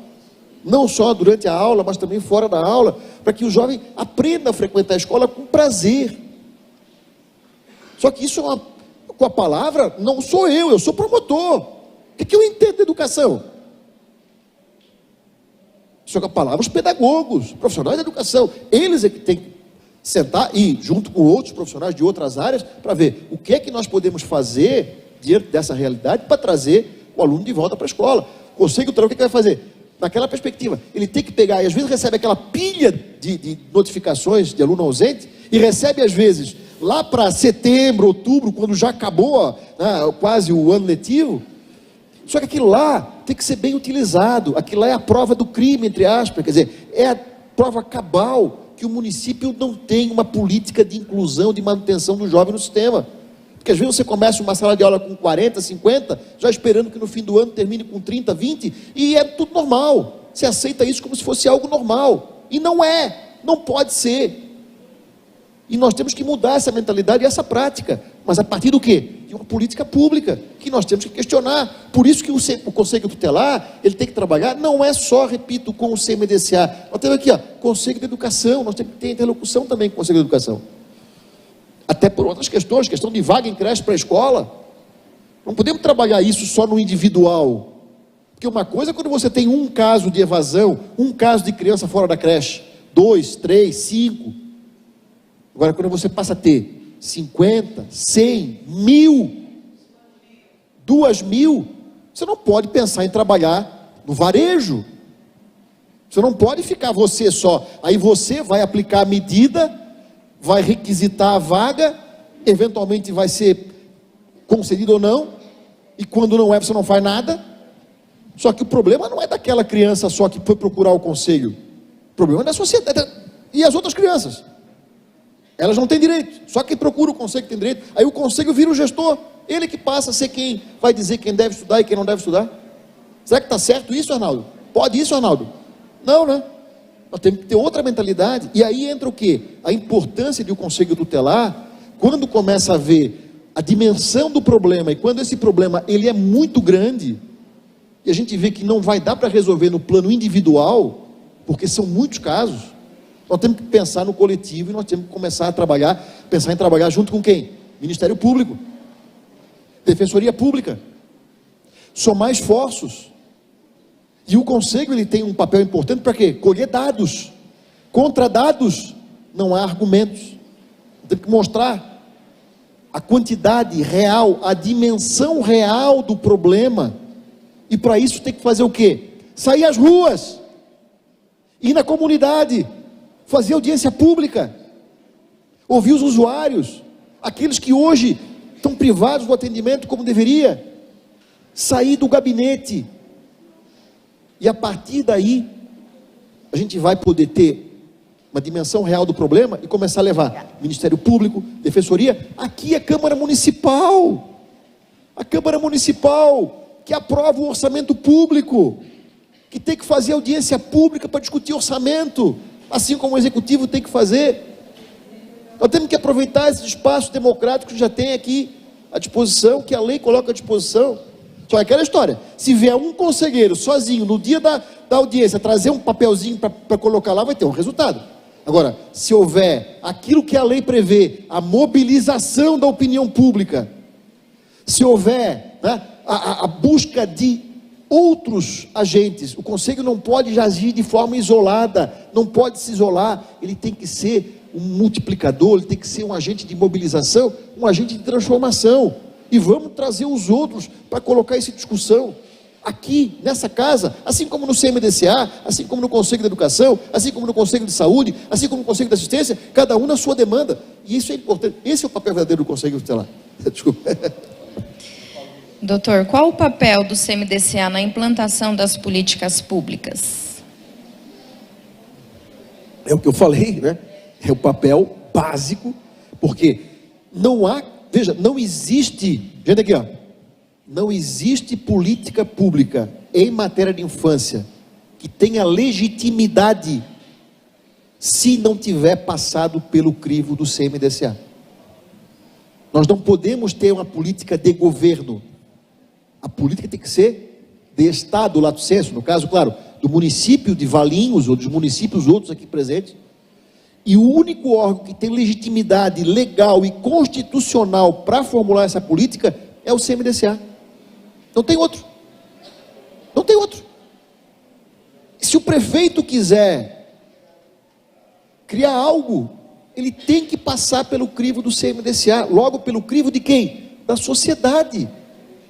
E a sociedade tem que estar lá atenta, municiada eventualmente pelo Conselho Tutelar e de mãos dadas com o Conselho Tutelar para, primeiramente, impedir qualquer retrocesso.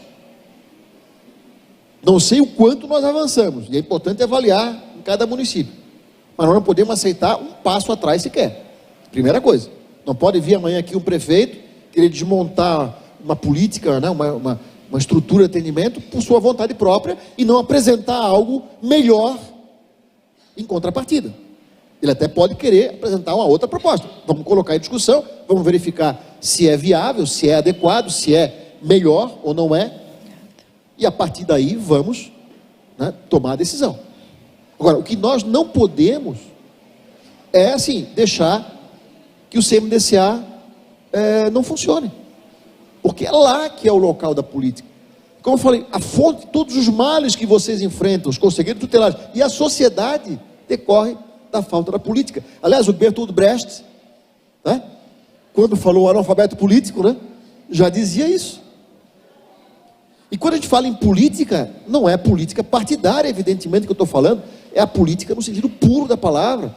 E o Conselho Tutelar, ele é agente político, não é para fazer politicagem partidária, é para fazer, né, esse papel de mobilização, de debate, de suscitar o debate, de questionar, de não aceitar aquilo que parece já enraizado e imutável, como se fosse algo que realmente a gente não pode mudar. Não, nós podemos e devemos avançar. Tá? Então o papel do CMDCA é primordial e por isso nós não podemos permitir que ele não funcione como deveria. Só para dizer, pode ser que daqui a 32 anos nós possamos chegar numa condição em que o CMDCA possa se reunir só uma vez por mês, né? Uma pauta, digamos assim, enxuta. Mas enquanto nós tivermos com o déficit que nós temos, né, em termos de políticas e programas para a infância, com a dívida que nós temos para com as crianças e adolescentes do Brasil, né, nós não podemos nos dar o luxo de nos reunir uma vez por mês. Tem que ter uma reunião muito mais frequente, debater com muito mais intensidade. Aliás, o debate ele tem que até anteceder a reunião. Falei, o conselheiro tem que procurar, o conselheiro tutelar tem que procurar os conselheiros governamentais e não governamentais, tem que levantar dados, enfim, é um trabalho contínuo de debate, de diálogo, de conscientização, de convencimento, né, para que nós possamos avançar. Bom, as horas estão avançadas. Não, eu sei, mas vamos perguntar. Pode mais? Dá mais. Ih, dá então, mais. Eu vi aí o papelzinho, mas dá mais do que isso aí que disseram. Pode ir. Então tá. Qual o papel do CT, do Conselho Tutelar, em caso de pais que deixam de levar os filhos em consultas médicas de rotina ou tratamento especializado? Quem deve acompanhar esse segmento médico para garantir a regularidade devida? Veja, mais uma vez, por que isso aconteceu? Era para estar na tomada, desculpa. Se tiver, pode conectar na tomada. Está dentro da mochilinha ali. Por que está acontecendo isso? O que é que se quer que o Conselho Tutelar faça diante de uma situação como essa? Quem aciona o Conselho Tutelar tem que ter resposta para isso, pelo menos. Se você não souber o que está acontecendo, por que está acontecendo, e o que é que você quer que o Conselho faça, e com que motivação, você vai acionar o Conselho para quê? Você tem que ter clareza quanto a isso. Todo problema tem uma ou várias causas. Enquanto você não descobrir a causa do problema, você não tem como resolver o problema. Então é importante, antes de pensar, por isso sempre, antes de pensar em acionar o Conselho, olha lá, se olhar tudo quanto é fluxo que eu falo, olha lá, primeiro, diagnóstico, você vai acionar o Conselho, e aqui, ó, sempre, quando você tem uma justificativa, você tem que ter resposta para isso. Por quê? O que eu quero que o Conselho faça? Porque se você fez o diagnóstico, detectou uma necessidade na área da saúde, que às vezes os pais, eles precisam do atendimento médico também, não é só o filho, Eles têm algum tipo de transtorno, algum tipo de déficit, como eu falei, cognitivo, algum tipo de... Enfim, não sei, cada caso é um caso, tem que ser diagnosticado. E se não tiverem nada, por alguma outra razão. Que razão é que é? Veja, o Conselho Tutelar, ele não tem condição técnica, não é nem questão de não ser atribuição, ele não tem condição técnica, quer para fazer o diagnóstico, quer para fazer o atendimento e o tratamento de alguém que precisa de algum atendimento especial. Eu não estou desmerecendo o Conselho Tutelar, eu não tenho essa condição técnica, o juiz não tem. E aquela história, esqueçam que tem conselho no município, supondo que o Conselho Tutelar, aqui no município, supondo, que todo mundo renuncie, né? Bater na madeira, não estou dando ideia para ninguém, não é isso. Mas supondo, renunciou todo mundo, não tem suplente para convocar, acabou o Conselho Tutelar de uma hora para outra. Quem que exerce o papel do Conselho Tutelar no município? O juiz. É razoável levar ao juiz essas demandas que muitas vezes são levadas ao Conselho Tutelar? Vocês acham que o juiz, na função do Conselho Tutelar, na atribuição de Conselho Tutelar, faria o que vocês muitas vezes demandam ao Conselho Tutelar? Mas não faria, não é porque é juiz, não faria porque não tem condição de fazer, e porque não é para fazer, porque não é papel dele fazer, e ele não tem competência técnica para fazer, porque o juiz, assim como eu, mal e mal entende de lei, e a lei, como eu disse, me diz o quê? O que em tese é possível fazer, em tese, o que é que eu posso fazer em tese? Em tese eu posso fazer 1 milhão de coisas, mas o que fazer naquele caso em concreto? E como fazer? Isso a lei não diz. Então não adianta chamar o juiz, como não adianta chamar o Conselho Tutelar, porque nem o juiz e nem o Conselho saberão fazer, especialmente naqueles casos de maior complexidade.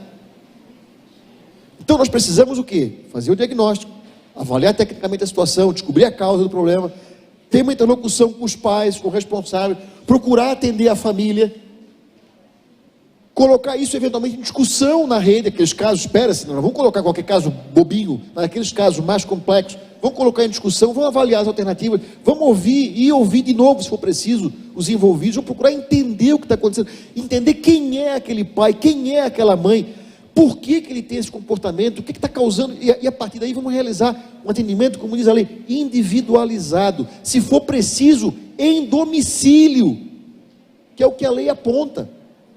Só que aí que é negócio, né? Tem que ter gente, tem que ter profissionais, em quantidade e em qualidade técnica necessário para fazer esse trabalho. E é papel do conselho, não é fazer o papel do outro, né? Já que não tem, então deixa que eu faço. Não, cobrar do município, mas aí, eu falei, de uma forma inteligente, estratégica, colhendo dados, buscando aliados, né? Não trabalhando de forma isolada, no gabinete, mandando ofício, né? Tem que mandar ofício, mas não é só, vamos trazer à tona tornar visível, trazer para a Câmara Municipal, né? Lá na comunidade, mobilizar a comunidade, o dia da reunião aqui da Câmara, ou do CMDCA, encher a sala de cidadãos aqui que estão descontentes com a situação, que não querem que aquela situação perdure. É assim que se faz. São estratégias que têm que ser desenvolvidas, repito, focando na questão coletiva e não meramente individual. Tá. Adilson, do CT de Jundiaí, como é possível entre Judiciário, Ministério Público e Segurança Pública sejam capacitados sobre essas novas leis da infância e adolescência, bem como sobre o verdadeiro papel do Conselho Tutelar? O senhor, como promotor, poderia encabeçar um movimento desse? Eu tenho proposto isso sistematicamente. Eu tenho proposto isso sistematicamente Brasil afora. Eu tenho feito isso. Só que eu acho que isso é uma reivindicação que tem que ser feita pelos conselheiros tutelares, via associações de conselheiros tutelares, junto aos órgãos de cúpula do Ministério Público, do Judiciário, da Secretaria de Segurança Pública, tá? Levar isso para discussão no Conselho Nacional do Ministério Público, Conselho Nacional de Justiça, Ministério da Justiça, com propostas concretas para que possa então ser encampado e se tornar, né, quer um curso de formação continuada, como a lei prevê. Aliás, a lei prevê em vários momentos, a própria lei Rani Borel prevê isso, tá? Assim como outras leis, a formação continuada, inclusive preferencialmente conjunta entre os diversos atores, para que tenha informações mínimas sobre o papel um do outro, Claro que vai ter situações que tem que ter uma formação específica, né? Quem faz a escuta vai ter que ter uma formação específica para realizar a escuta, mas, no geral, né, nós temos que ter um conhecimento geral. E o que eu tenho feito, assim, na minha humilde capacidade, porque o que eu sou hoje? Eu sou um reles procurador de justiça.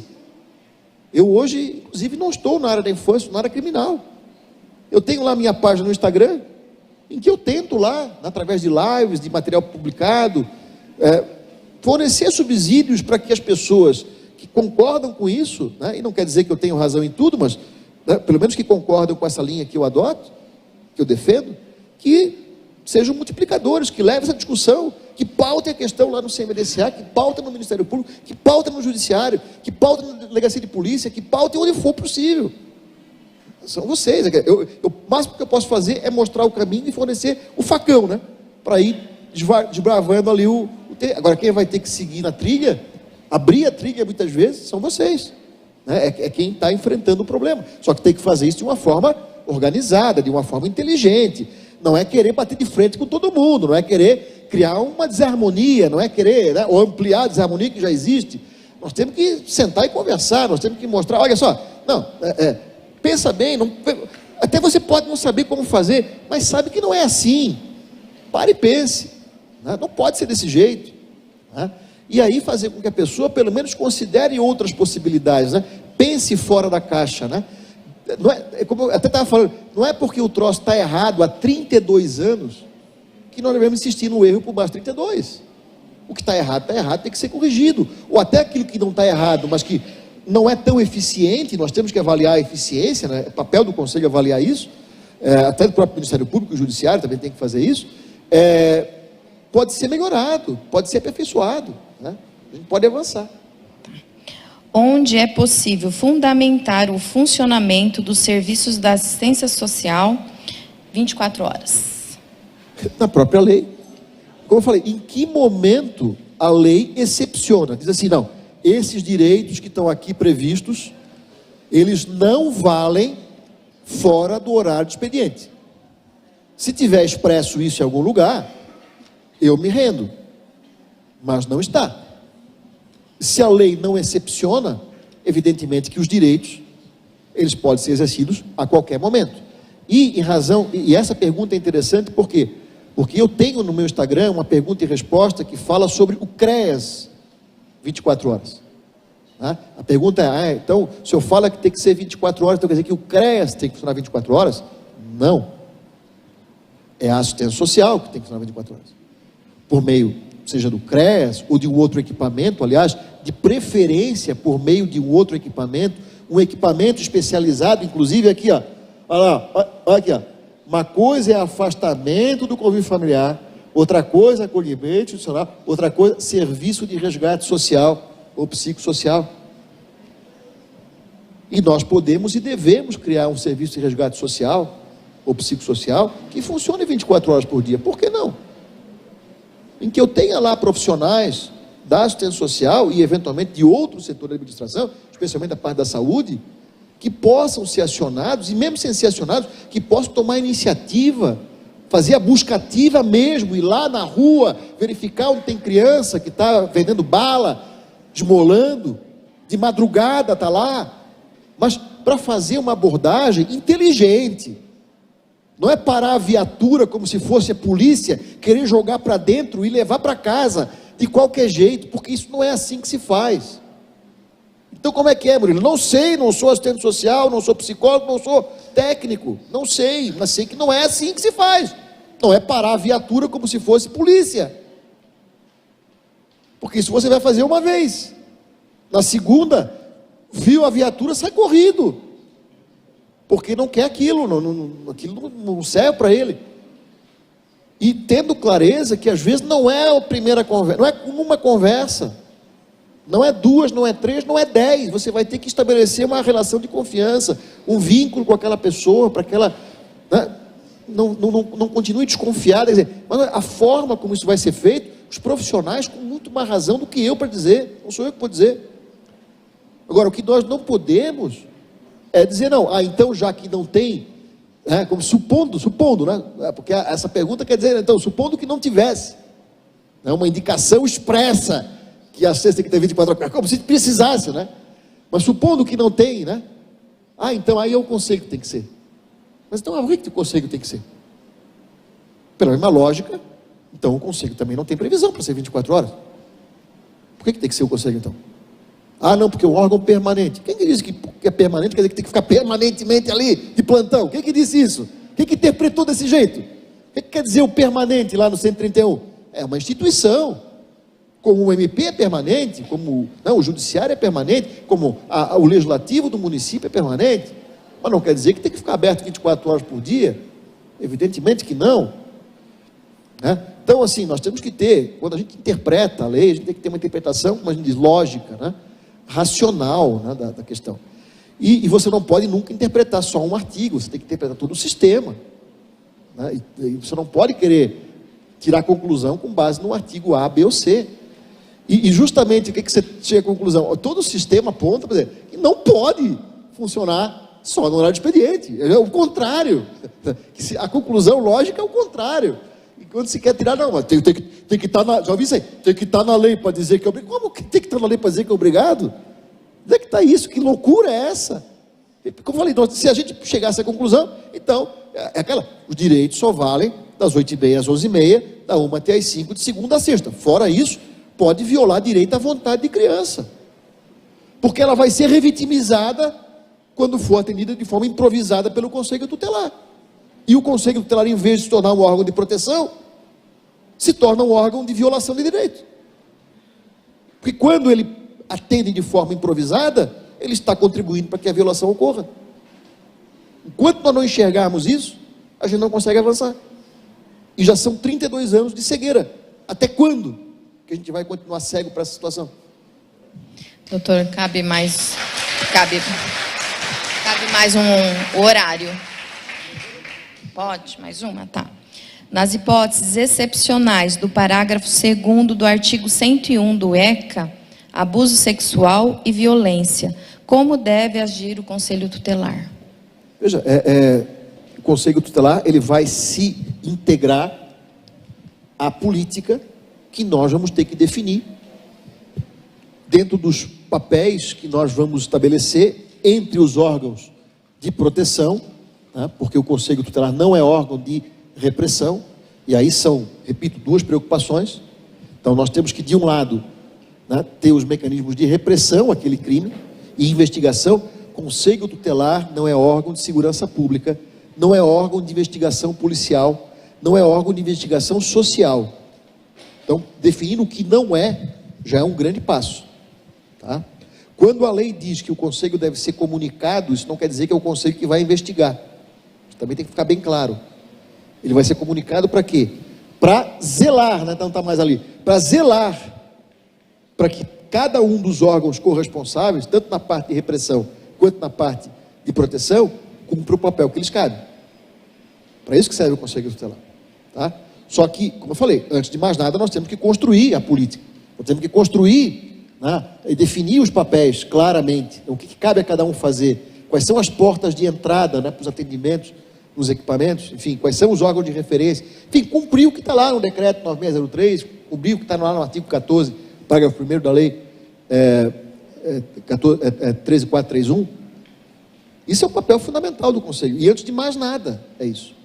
Porque, na verdade, se você for analisar, a atuação do Conselho Tutelar, na forma da lei, deveria ser uma atuação residual. Não é uma atuação primária. É o que eu falei anteriormente.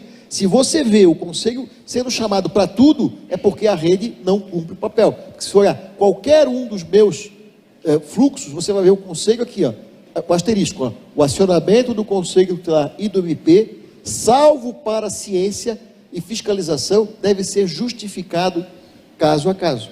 Caso a caso, nós temos que justificar o acionamento. Quer dizer, por que eu estou acionando? O que eu quero que o Conselho faça? Com base em que elementos? Para que o Conselho possa, então, agir de acordo com o que a gente entende que é correto, que é devido. E se o Conselho, entendeu? Não é meu papel, não é minha atribuição, não é simplesmente dizer, e uma coisa que eu digo para o Conselho, não é minha atribuição, se vira, não. Se não é atribuição do Conselho, de quem é? E aí vai caber ao Conselho zelar para que o órgão competente preste o atendimento que lhe cabe. Não é só fazer o encaminhamento burocrático no papel. Se tiver que pegar na mão e levar, vai pegar na mão e levar. Mas não é fazer o papel do outro. E que seja só essa vez. Eu vou, nessa vez, nesse caso, eu vou pegar e levar. Mas na próxima vez que surgir, você vai ter que atender. Porque é teu papel. É tua responsabilidade. E a própria lei, se você pegar a Lei 13.431, leia o artigo 13 da Lei 13.431. O artigo 13... primeiro que fala da notificação compulsória, né? Que é dever de todos comunicar os casos, né? Para a polícia, para o conselho e para o MP, e para o serviço de recebimento e monitoramento de denúncias. Mas fala mais que isso, fala das campanhas de conscientização da população para mobilizar a opinião pública, fala da divulgação dos canais de denúncia e divulgação dos fluxos, inclusive como forma de quê? Está na lei, como forma de evitar a prática da violência institucional. Quer dizer, a própria lei reconhece que quando você não tem fluxos definidos, ou quando os fluxos que você definiu não são cumpridos, isso pode levar à prática da violência institucional decorrente ou de um atendimento improvisado, desqualificado, assodado, sem planejamento, né? Ou em razão da omissão de quem deveria agir e não agiu. E caberá ao conselho, então, zelar, primeiro, para que eu tenha a rede, para que eu tenha a definição de papéis, fluxos, protocolos, estabeleça canais de comunicação, órgão de referência, mecanismo de referência, contra-referência, monitoramento, informação, enfim. E depois fiscalizar e zelar para que cada um cumpra o papel que lhe cabe. Isso é o papel do conselho, fundamentalmente. É esse o papel. E não é o conselho que vai lá, né, fazer uma visita domiciliar. Não, eu vou lá agora, vou na casa, bater na casa. E aquele negócio, o que é e como se faz uma visita domiciliar? O que é e como se faz uma abordagem de rua? Fora, né, o conceito leigo e o improviso. Estou falando uma questão técnica. Eu, promotor, não sei fazer. Peçam para mim, eu não sei. Claro, visitar alguém para tomar um cafezinho, você vai lá. Agora, é isso? Não é tomar um cafezinho. Visita técnica, que vai ser feita não para investigar o crime, mas para quê? É aquela história, até o objetivo da escuta, para entender o que está acontecendo. O que está acontecendo aqui, afinal de contas? O que aconteceu? Você não pode ir lá com a cabeça feita, não. Houve uma violação, a mãe é negligente, a mãe é conivente. Quando você vai assim, danou-se, você já está com, né, uma opinião formada. O que você pode esperar daí para frente? Não. O que aconteceu aqui? O que está acontecendo? Por que está acontecendo? Qual é a necessidade de cada um? Cada um, não é só da criança, dos demais membros da família. E a partir daí tentar construir junto com aquela criança, com aquela família lá, o quê? Né? Colher opinião, permitir a participação, para que nós possamos saber o que eles querem que nós façamos por eles, com eles. Tá? Se não tiver essa abordagem, e isso é muito, muito complexo, né? E que não pode ser feito de qualquer jeito por qualquer um. Eu vejo às vezes colegas promotores, e eu já disse para os meus colegas lá no Paraná, quando eu era coordenador, não façam isso. Pedi para o conselho ficar aí mandando relatório. Relatório, claro, o que é um relatório? Defina, mas não é. O que é um relatório? Alguns conceitos nós temos que, né, combinar entre nós. O que é que nós estamos falando? É uma avaliação técnica para que me traga uma informação que me permita tirar uma conclusão sobre o que está acontecendo, a causa, e tentar encontrar uma solução? Ou é um retrato, né, leigo, superficial da situação, que não vai permitir que eu conclua coisa alguma, porque eu não sei, né, o olhar de quem está indo lá é um olhar leigo, que tanto pode ver chifre em cabeça de cavalo, como se diz, como pode deixar de ver uma violação brutal que está acontecendo, e que não é revelada. Por quê? Porque a abordagem é mal feita. Aquela história, para começo de conversa, se você bate na porta, a pessoa não quer que você acesse, você não vai obrigar, você não pode forçar a entrada. Começa por aí. Como é que se faz uma visita domiciliar? Os profissionais da assistência social, com muito mais competência e razão do que eu para dizer, eu não sei. Isso não é uma pergunta retórica, é uma pergunta real, eu não sei. E o Conselho Tutelar, em regra, também não sabe. Por quê? Porque é composto, em regra, por leigos. E aí se delega ao Conselho Tutelar uma visita técnica altamente complexa. que tem que ser planejada e executada com muita cautela para não espantar o freguês e para ter um bom resultado. E, no entanto, você acaba delegando para alguém que não tem essa formação, que não tem essa capacidade de trazer essa informação. Então, por isso é importante você ter a política, porque é dentro da política que você vai encontrar resposta para tudo. É a partir do momento que você vai criar os mecanismos que nos permitam, de vez em quando, nos reunir e debater entre nós, como iguais. Não é de autoridade para subordinado. É como iguais. Né? Que vai permitir que a gente possa realmente encontrar soluções, que é o nosso objetivo, né? O objetivo de cada um de nós é encontrar soluções. Eu sei que eu já tinha recebido um cartão vermelho lá atrás, eu estendi por mais, não precisa nem olhar para ela, que eu já sei que o tempo já estourou. E o que eu tento fazer é justamente trazer essa nova perspectiva, né, de enfrentar esses problemas, de encontrar soluções para eles. E quando eu falo sobre isso, eu gosto só de trazer uma mensagem final, que eu tenho certeza que vocês estão aqui, especialmente quem ficou, né, com fome, né, sem almoço e tal, estão movidos aqui seguramente pela esperança, né? E eu digo assim, né, Santo Agostinho, muito tempo atrás, ele já falou, né, a esperança tem duas filhas lindas, a indignação e a coragem. A indignação nos faz não aceitar as coisas como elas são, e a coragem nos faz lutar para transformá-las. E eu complemento a frase de Santo Agostinho: tenhamos nós a coragem de lutar contra as coisas que nos deixam indignados, na esperança de deixar o município, o estado, um Brasil melhor para os nossos filhos, para os nossos netos e para as gerações que virão, tá? Transformando a realidade em que as crianças e adolescentes vivem hoje em dia. Obrigado pela atenção.